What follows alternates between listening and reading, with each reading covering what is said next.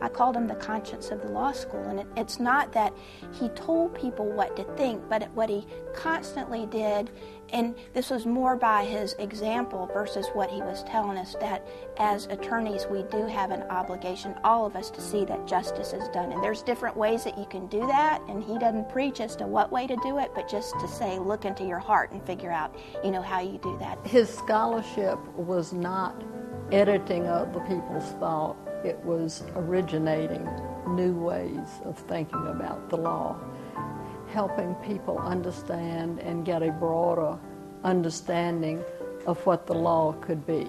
And for Milner, the successful result was always the one that achieved less violence, the one that achieved more justice, the one that achieved more fairness, the one that manifested the most humanity.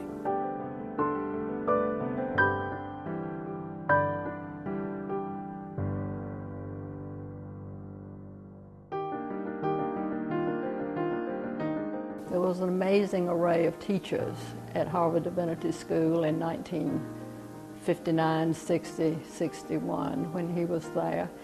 And they inspired him not only scholastically, but also politically. He realized in studying with these illustrious men like Paul Layman and James Luther Adams that the study of Scripture for him ensued in political action. When he returned, I had assumed he would be very much in demand. Lo and behold, in 1962, he was under great suspicion. There was a general feeling that he probably was a communist, and he didn't need to be infiltrating this little southern church that he aimed to go to. But we ended up at First Presbyterian Church in Manchester, Tennessee, and he was not viewed without suspicion there either. So when the call came asking him if he would be interested in coming to the Presbyterian Center, Westminster House at the University of Georgia, we both leapt with joy. The Westminster House in the 60s was a haven for students who did not fit into the sorority fraternity, Southern gentleman and Southern lady mold. When Milner came in, he continued that tradition of being in trouble by joining demonstrations for civil rights. At the Presbyterian Center, he established what was known as Insight House, which was a place where African American and white students could live together. But he said, being religious is about religion. I'm interested in how to be authentically human. And one of the things that helps me be authentically human is the Bible stories. They speak to me. I'm called by them. We are taught that God bids us to join Him in what He is doing to make and to keep human life human in the world. We cannot always be sure, may seldom be sure, that we are doing the right thing, but we are called to action nonetheless.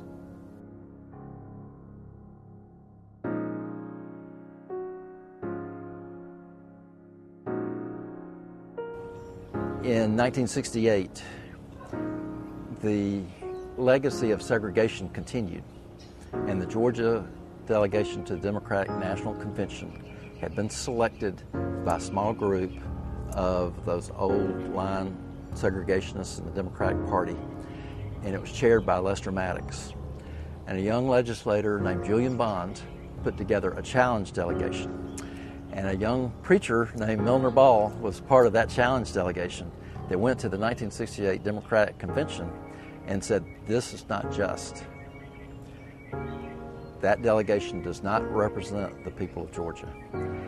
And the Democratic Convention seated the Julian Bond delegation, including Milner Ball, and excluded the Lester Maddox delegation.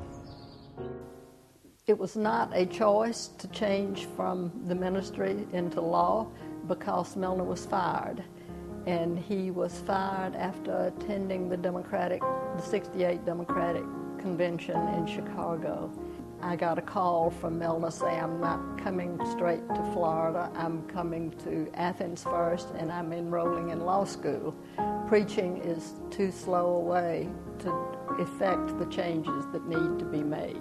Ministry led him to the law because he came to recognize that the law is a very powerful tool for achieving justice and equity in society.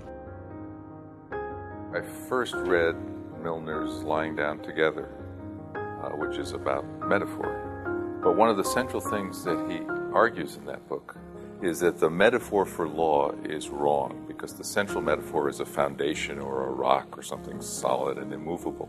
And he says a much better metaphor is coral. It has structure, but it's living and changing. And of course, coral is endangered. It doesn't mean that you give up, though. You try to protect the coral you've got and to regrow it.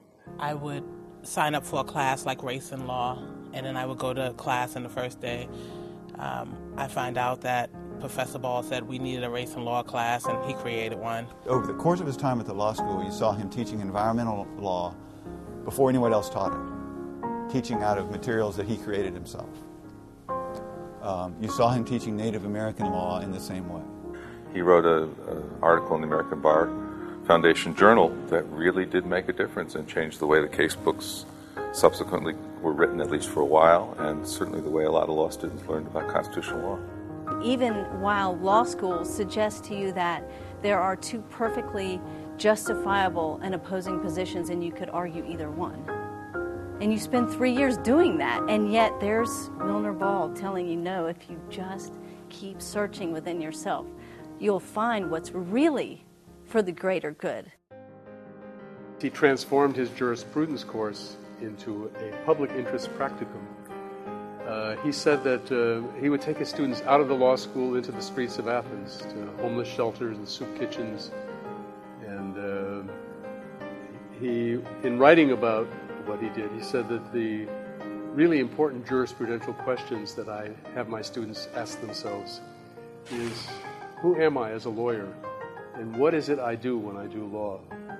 And he thinks the soup kitchen is a very rich place for the study of jurisprudence. Most of the law students, strangely enough, had never been to a jail or had never been in a court or in a homeless shelter, and seemed fearful of poor people. And one of Milner's ideas was to get them over feeling that it's us and them, and they're different people. PIP was just a class. It was a class where students did stuff out in the community, and whatever stuff they did was kind of student-driven, different from anything else that went on. But what flowed out of that was all of the civil clinics that we have today. And what Professor Ball leads us to question of ourselves is, what can I do with the law to impact these people who are reaching out? And it just fits perfectly with so much of Milner's work, okay, which Deborah was familiar with, is to say, we as lawyers are given the opportunity to do a lot. Some of it's done through sort of what we strictly speaking might think of as law. Maybe that's just our way of defining law, and we don't have to define it that way. We can define it much more broadly. And so in that role of a lawyer, what's wrong with doing some of these other things? And Milner saw that as the mission of the Athens Justice Project. If you look at his involvement, so often it was in the very beginning of something. What he's very quick to do is to turn it over to whoever else was starting it.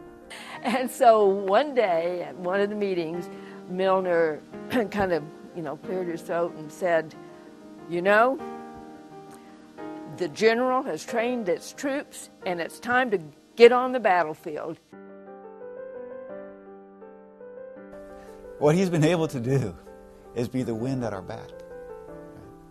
You may not even know it's there, but it's sure as helpful to have the wind at your back. And I think that the message from people like Milner is, no, law is instrumental.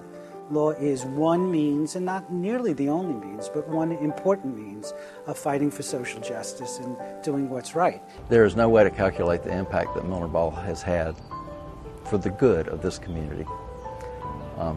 He's truly an extraordinary human being, and his legacy means more than anybody can really understand.